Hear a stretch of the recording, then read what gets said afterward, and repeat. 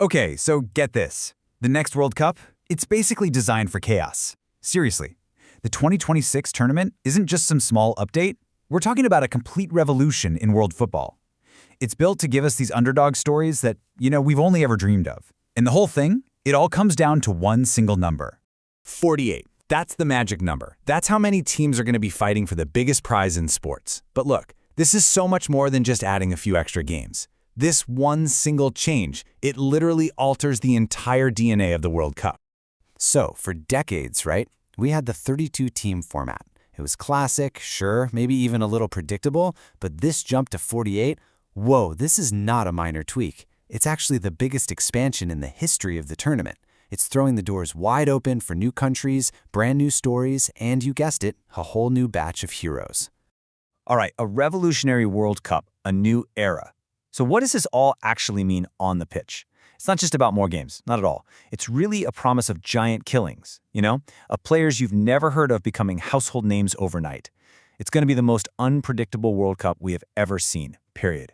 So, let's break it down. Here are the fast facts. First off, it's tri-hosted. USA, Mexico, and Canada. That's a first. The format, it just explodes into 12 groups of 4 teams. And the biggest impact, it creates the most diverse tournament in history.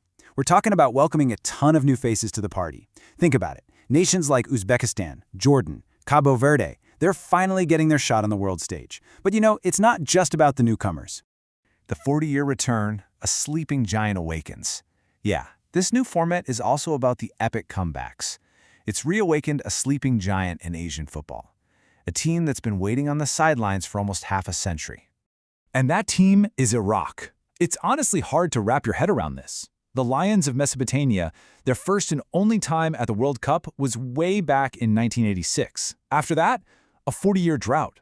I mean, think about it. Whole generations of fans were born, grew up, and got old without ever seeing their team play on that stage. Well, in 2026, that incredibly long wait is finally over. And listen, they didn't just walk in. Oh no. They had to earn it the hard way. They clinched their spot in this dramatic, nail-biting intercontinental playoff against Bolivia, winning 2-1. It was an absolute thriller that just proved, even after 40 years, that fighting spirit is stronger than ever. But, as incredible as that story is, believe it or not, there's another one that just completely defies all logic. History's biggest underdog, the miracle of Curaçao. Yep, this expansion didn't just bring back old teams, it created the ultimate Cinderella story, a true miracle that could only happen because of this new format. We are talking about the tiny, tiny island nation of Curaçao. 150,000. Seriously, just let that number sink in for a second. That's not the size of their capital city. That is the entire population of the country. To give you some perspective, that's smaller than a lot of neighborhoods in the cities hosting the games. And yet, they are going to the World Cup. So yeah, this isn't just some cute, feel-good story. It is a legitimate, history-making world record. Curaçao is now, officially, the smallest nation by population to ever qualify for a men's FIFA World Cup. You probably remember Iceland's amazing run back in 2018, right? The whole Viking clap thing? It was awesome. Well, they captured the world's imagination with a population of 340,000. Curaçao has come in and just shattered that record. We're talking less than half that size.